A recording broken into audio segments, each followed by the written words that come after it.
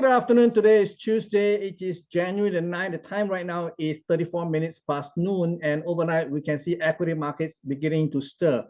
We have Wall Street trying to get higher, but on Wall Street, among the major equity index, Dow Jones seems to be kept because of the incidents involving Boeing, the 737. And there was this incident where the door plug actually fell off while the aircraft was in mid-air. We're talking about, I think it's Alaskan Airlines, okay? And that seems to have resulted in Boeing taking a hit, and Boeing is a major component stock of the Dow. So when the market was trying to go up yesterday, it actually weighed on the Dow itself, restraining it from going ever higher. But again, the market closed at the highest since the beginning of this year itself at 37,681.93 in the cash index. So I think the market is gunning to go higher while waiting for this Thursday CPI numbers. Over in the S&P 500, we also saw similar move, but it was a lot more robust compared to the Dow Jones.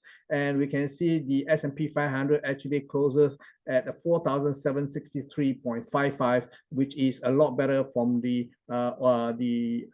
last Friday low of 4,682.11. So we can see that in one night itself, the market actually recovered more than 50% of its downtick since the beginning of the year itself. So we can see that the market's upstage here does appear to have momentum, and it does appear that going forward we could be seeing new high being traded in S&P 500. So do look out for that as well. In the Nasdaq 100, we see similar move. The market has basically recovered back 50% of its drop from 16,969.17 to a low of 16,249.19, which was last seen last Friday, and the market closed at 16,649.87, putting the stage for higher prices going ahead. And over in Asia, we can see that the Nikkei 225 actually gone up to a new higher again. This is a new 35-year high at 33,970, and this is setting the stage for lower prices, surprisingly, because on the 4 hours, we can see this is a reversal pattern, and prices as we are speaking right now is actually trading lower at 33,660 after going to a new high at 33,970. So this is definitely a what I call a exhaustion gap here, and the market seems to be coming down. So I think near term, technically speaking, we could be seeing lower prices. And over in Hong Kong, we can see Hong Kong prices have basically found a bottom at 16,184, ahead of the low that we saw in mid of December at 15,980. So this could be setting the stage for a larger degree three-way. We already have a internal three-wave which failed to hit its target, but now we could possibly be seeing a higher degree three-wave. And if this is true, then we probably will see the market challenging the 17,500 levels over time. And over in the dollar itself, we can see dollar which traces back its gain, and we can see that right now it's on a softer footing. The market currently is at 101.93 after trading to a high of 102.83 on Friday. Now we can see prices are looking to retreat, and if we do get a further retreat, I think the market could be possibly going for 101.03 to 101.75. I think the market is still biased to the upside. I think this market in terms of the dollar, I think short term to medium term, I think there's a good chance that it will bounce. So if the market do drift lower than 101 to 101.75, that could be a buying opportunity.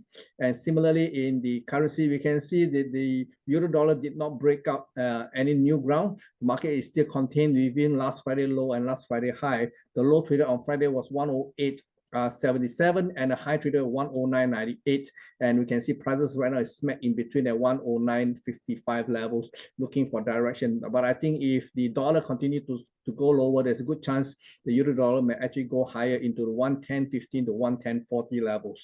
And over in sterling, sterling has definitely been a lot more bullish looking.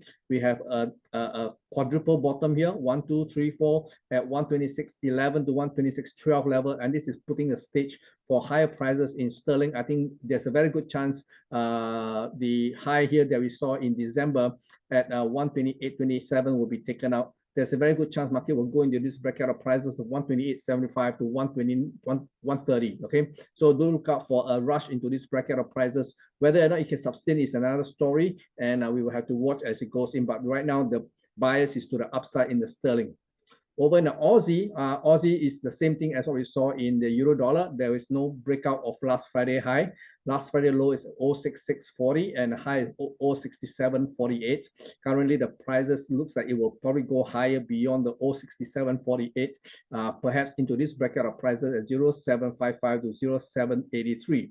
So this could be setting a stage for lower prices going forward. Excuse me. Over in the Canadian, dollar Canadian is a lot firmer than the dollar index. If there's going to be any downtick, I think it will be quite limited. Prices is contained between the low here on Friday at 132.78 to the high here at 134.05. So there's going to be likely a case of higher prices, possibly gunning for 135.80 to 136.20 levels. And over in the precious metals, we can see precious metals continue to consolidate. We have a low traded at $2,016.82 overnight, and this is in expected because this level was mentioned yesterday at $2,015.65 to $2,027.40 thereabout. So I think near term we should find some kind of support here. But overall, I do see a larger degree decline in gold prices, perhaps gunning for the lower end of 1900.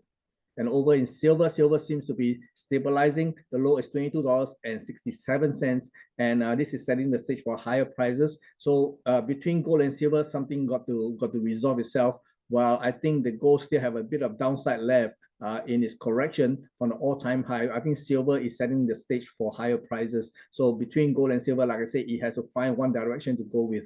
Over in the oil market, oil actually suffered a 4% downdraft yesterday from $74.20 to $70.10.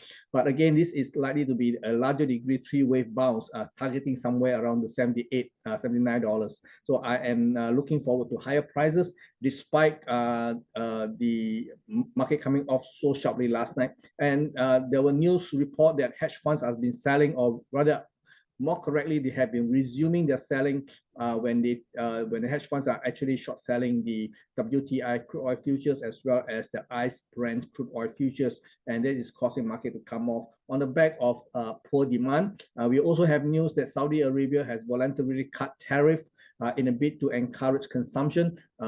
Obviously, that will be signaling that the demand is very lacking. So that being the case, but I think that the bullish case is for market to go higher because I think the tension in the Middle East, especially the Red Sea, is escalating. And I have been reading sporadic reports about, we already knew the US has sent 2 carrier groups into the Middle East in support of Israel against its fight against Hamas. And now the war has expanded to the north where Israeli forces has been exchanging fire with the Hezbollah in Lebanon. So we can see that there's escalation here. And I also hear rumors that the UK and France has sent in their own carrier group into the region as well. So that means there's going to be a serious escalation in the war. Whether they are going to attack Yemen or they're going to attack Iran remains to be seen. But by and large, whatever the case, is going to be conducive for higher prices in energy prices. So I am buying crude oil or hanging on to my oil long position in this respect here. And Bitcoin, we have a new high traded this morning. New high is 47,250. Now, remember, this is one day ahead of the expected approval of the Security Exchange Commission for the 14 applicants for the spot BTC ETF license. A lot of analysts is saying that it's going to happen tomorrow, but I think there's a lot of hype being built into this market right now. So it is very, very dangerous. Tomorrow is going to be D-Day. Whether the SEC is going to reject, which will be catastrophic for prices, or they're going to approve, which the market has already built in the expectation. So the risk here is, as if the SEC does eventually approve the ETF license, that we could see a rush higher, but watch out for a very quick reversal in prices as people who are long decide to take profit because it has become a fact. So do watch out. Tomorrow is going to be very, very volatile for digital assets. So those who are in this space here wants to take precaution. So this is all I have for you. In the meantime, you take care and I'll come back to you tomorrow with further updates. Bye-bye.